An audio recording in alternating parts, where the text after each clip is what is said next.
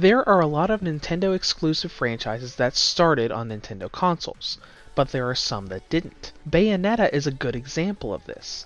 That series actually started on the PlayStation 3 and Xbox 360. Not only that, but the first game's 360 version is playable on the Xbox One through backwards compatibility. It wasn't until Bayonetta 2 came out that it became a Nintendo franchise.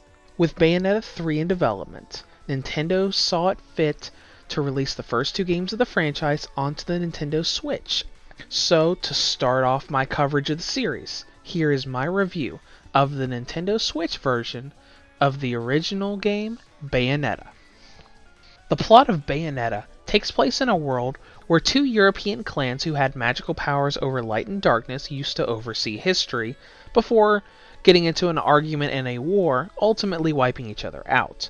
The actual story of Bayonetta revolves around the character of Bayonetta, a witch from one of these clans waking up after 500 years with little to no memory of who she is or what she is. And we follow her as she goes on an adventure trying to find an artifact that's linked to her past in the hopes that she can regain her lost memories, all the while being chased by deformed angels that are trying to drag her back down to the world of the dead.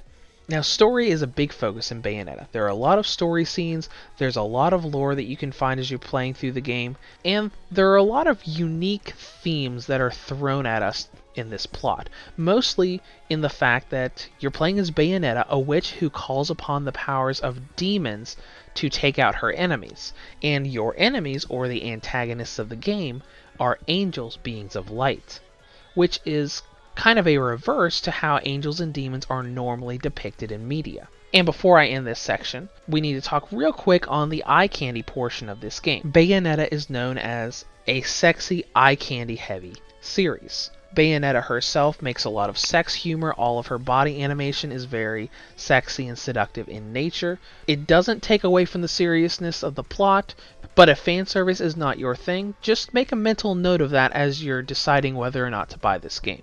In terms of gameplay, Bayonetta is basically Platinum Games' response to games like Devil May Cry and God of War. It's a 3D action game based around performing attack combinations, platforming, dodging, and all around just fighting off hordes of enemies and bosses that the story throws at you. Imagine God of War with flashier combos, more weapon types, and a bigger focus on platforming and dodging, and you've basically got Bayonetta. Now, before diving into the game itself, is there anything new in the Nintendo Switch version of the game? No, there isn't. All of the Nintendo-themed costumes that came with the Nintendo Wii U version of the game are here, but as far as exclusive content outside of touch controls and portability, there's nothing new here if you've already played the game on other platforms. The way progression works in Bayonetta is similar to other action games. Each story chapter has you exploring 3D environments where you're going to be solving some pretty light puzzles and mostly just exploring and fighting off hordes of enemies and bosses, trying to get to the next story scene trigger, so you're pushed towards the next story chapter. And the biggest part of this is combat. When you're fighting off enemies, you're going to be doing a mix of melee attacks and gun-based firearm ranged attacks, which you can string combos together in different ways, kind of like you can in God of War, where when you've got a light attack and heavy attack button, and you can string them together in different ways for different combos. The variety in the game is through the fact that you can pick up enemy weapons and use them for different fighting styles, and the fact that this game is built around a dodge mechanic. Whenever you do a precise or perfect dodge, when you dodge the moment that an enemy's attack is about to hit you, you activate Witch Time, which is a feature that temporarily freezes time for your enemies, letting you freely attack them for a few seconds, getting in lots and lots of damage. I say the game is built around this because very few enemies give you openings where you can attack them freely without activating this witch time to be able to freeze them. And a lot of the bosses basically force you to use this feature because they don't have any openings where their weak points are within striking distance. The game is built around learning how to dodge all of the enemy's attacks so you can activate Witch Time to have a decent chance of fighting literally every enemy in the entire game. That doesn't mean the game's hard. It just means that it requires precise timing, so it's a little bit more strategic than your typical action game. Now, as you fight and defeat monsters, you're going to gain Halo rings, which are used as the game's currency. You can go to the shop and use this currency to buy various things. You can buy items that you can use to heal or power yourself up through stages. You can use them to increase your maximum health or magic gauges. You can buy costumes to make Bayonetta look a little different, though most of those aren't unlocked until you beat the game. Now finally, let's talk about length.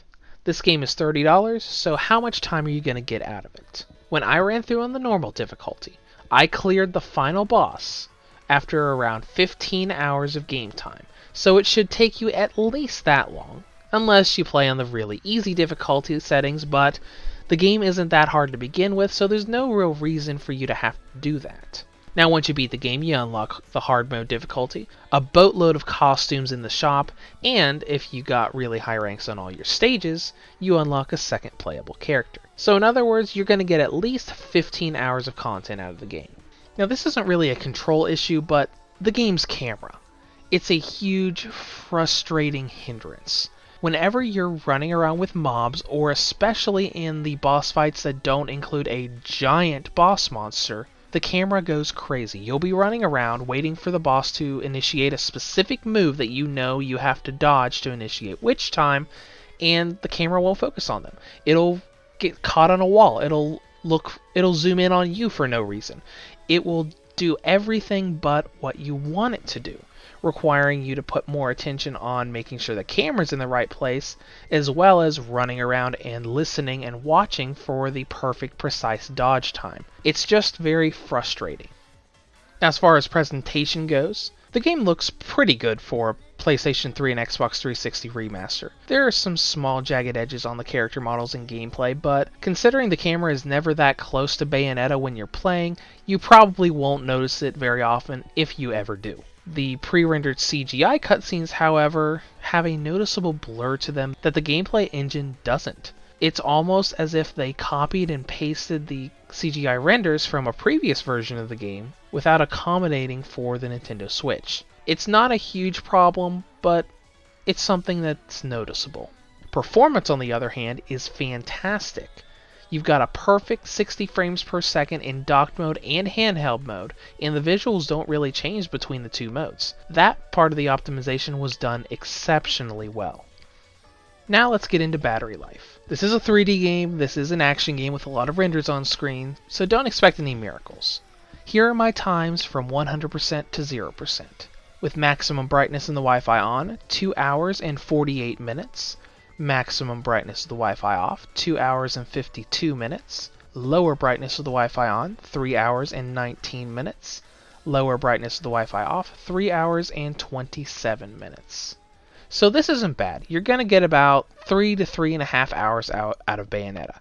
It's not the best, but it's not the worst either. In conclusion, Bayonetta is a fast-paced action game that is as unique as it is sexy. Although the story cutscenes being blurry and the camera are definitely some nuisances, they're more blemishes on an otherwise fun alternative to games like Devil May Cry or God of War. Reviews to Go rates Bayonetta for the Nintendo Switch an 8.5 out of 10. If you have any comments or questions, feel free to leave them below or head to the website at www.reviewstogo.com.